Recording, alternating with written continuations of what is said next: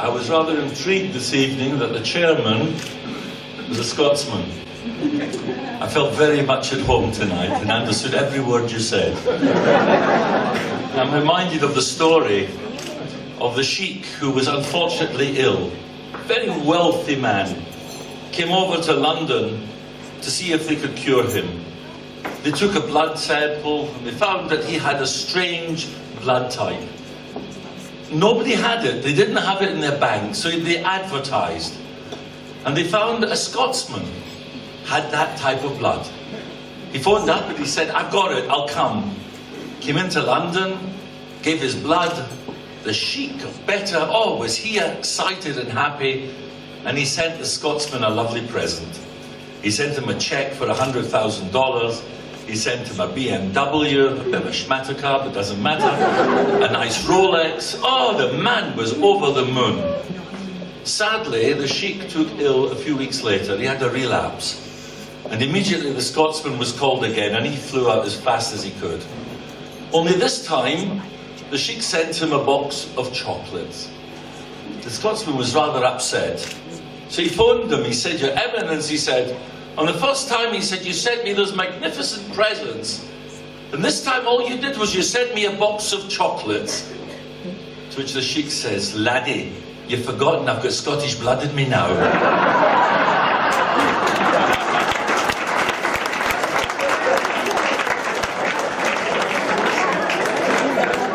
Friends, if truth be known, we can't put a value on blood. According to our traditions, saving one life is saving a whole world. This week, we've been commemorating the 70th anniversary of the liberation of Auschwitz. And sadly, so many people have not learned the lesson. Because we witness today so much carnage and devastation that's taking place throughout the world. And the death of one innocent person destroys a whole world. Friends, we have got a problem. There's a lack of respect for life and for humanity. 20 years ago, and you've heard this before, but I want to repeat it. Lisa and Lee Renak faced a dreadful challenge. Their son Joel was diagnosed with a fatal illness, which sadly he succumbed to. They both were left to rebuild their lives together with their families. They showed courage, strength and determination, and together with so many of their friends, they created Jolie Bear. More than them gaining comfort from us, we were truly inspired with their resilience and their reactions. They turned a tragedy into something positive. Tonight, 20 years later, we salute them. But we also acknowledge, and it's important, the wonderful team of friends who have enabled Jolie Bear to be a major contribution to a life-giving source. We have now, over the last 20 years, we've collected 10,000 donors, equivalent, or gifts equivalent to 30,000 treatments, and you've heard this from the chairman. And in fact, even the band have benefited from this blood bank.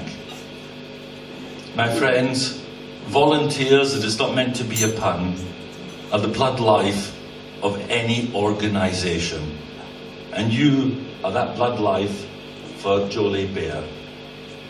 The Jewish year is 5775. And they've made the target. They would love to collect this year 5775 gifts of blood. And if each and every one of you here were able to bring in other people, it can be achieved. That's their aim, and that's their wish. Friends, I'd like to tell you a story. There was a gentleman who had a dream. He dreamt he was in heaven, being escorted by an angel. He went into the first room, and there in that room there was hustle and bustle. Everybody was running around and screaming and shouting. And he said, "What's going on here?" He said, oh, you should know this is heaven, and that's the receiving room where we get all the requests. They then took a walk into the next room. And there again, the same excitement. He said, what's this? Oh, he says, that's the delivery room where all the requests are answered and we send down all the responses. They finally went into a third room. And there was a little angel sitting, twiddling his thumbs all by himself. And he said, what's this? He said, this is the appreciation room. People ask, and people get the requests, but so many people forget to say thank you. Well, my friends, tonight, it's no exception. We could go away, we could just say we've said a few thank yous to a few people. But I think it's more important than that. I think we've got to understand what has gone on. We all know that yesterday is history, tomorrow's a mystery, today is a gift, that's why it's called a present. The past is gone. We've raised now 10,000 volunteers who've come and given blood. Today, we can now look at this word gift, because tomorrow we don't know what will happen. And therefore we've got to ensure that something really will happen, that the 5775 will truly be a year of success. So I'd like to give my thanks tonight, first and foremost to Lisa and to Lee. You've been a tremendous example to each and every one of us. Nobody would wish to be in that position that you were in. And so many people, and I've seen this in my lifetime, in the 50 years in the rabbinate, I've seen people being challenged and unfortunately have not accepted the challenge. You were given a challenge. You worked and you succeeded. And tonight we applaud you for what you have achieved and what you both have done together with your children. And I'd like, and it's very simple, my friends, there's an old expression that says, never take the blessings of an ordinary person lightly. And I'm giving you a blessing. I know it's your birthday, Lee, and I know you're only 60, you're a youngster yet. I give you a few years. But I want to say, please God, that you should be blessed together with Lisa, together with your children. That the Almighty truly will bless you for what you have done, for the number of lives that you have saved by this voluntary work that you've done, by the donations of blood that everybody's given. And through you, I want to thank all the committee, the trustees, all those who've been responsible, whether in the kitchens, making the sandwiches, whether it's all there. And I think tonight we've got to thank as well all the nurses and the staff who have come and been attending to all these sessions. They've been outstanding friends. I love going in. I love to see some of the young nurses. It's absolutely, it makes me feel You see, I can say that now, I'm a counsellor. In politics, you don't have to worry. As a rabbi, I'm different, but politics is not so bad. But my friends,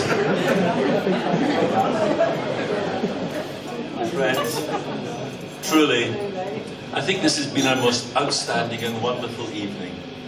It's such a pity that we have to celebrate such a sad thing, but we can celebrate the goodness that has come from this sadness, and pray that, please God, that your wish of 5775 will truly come true, that everybody here will come and volunteer, and you'll increase year by year and truly be able to help so many people who require that help.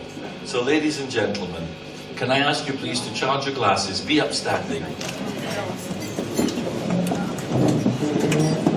And the toast is, first and foremost, to Lisa and Lee and their family, and also now, tonight, to the Jolly Bear. May it go, Michael El Choyel, from strength to strength. L'chaim.